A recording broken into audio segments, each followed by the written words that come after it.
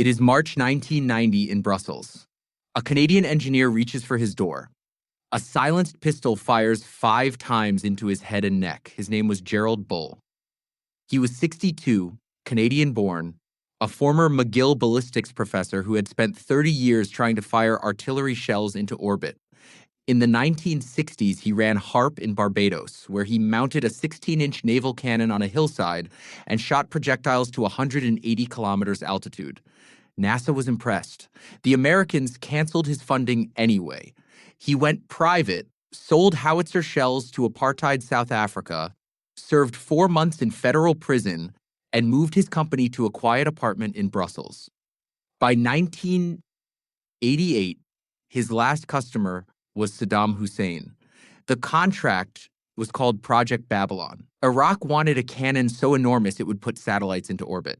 The barrel would be 156 meters long, lying flat in a tunnel cut into a hillside near Jabal Hamrain, pointed at the sky at a fixed angle. The bore was a full meter across. It was designed to fire 600-kilogram shells up to 1,000 kilometers, which meant Tel Aviv, Riyadh, and Tehran were all within range. Bull built 2 prototypes first, a smaller test gun named Baby Babylon, then the segmented full-scale cannon. He commissioned the enormous steel tubes from a forge in Sheffield, England. The paperwork said the tubes were oil pipeline manifolds. The British inspectors did not look closely.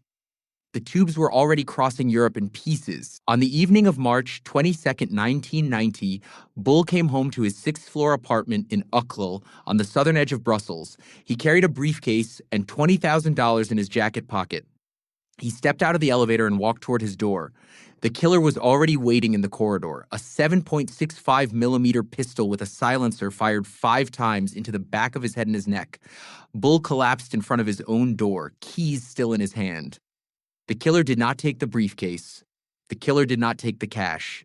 This was not a robbery. The killer walked out of the building and to this day has never been identified. 3 weeks later, British customs inspectors at T-Sport docks examined a shipment of petrochemical piping bound for Iraq and noticed the wall thickness was wrong. They had been looking at pieces of the Babylon Supergun. 6 more shipments were seized in Greece, Turkey, Switzerland, and Italy. The cannon was never assembled. Saddam Hussein invaded Kuwait 4 months later, and coalition forces destroyed what little remained of the project. Israeli intelligence has never claimed the killing in Brussels, but Mossad is the leading suspect. So are the CIA, MI6, and Iraqi internal security. The assassination remains formally unsolved in Belgium. Bull is buried back in Highwater, Quebec, on the grounds of the company he founded. He wanted to be the man who fired a shell into orbit. He became the man who designed Saddam Hussein a cannon and was murdered for it.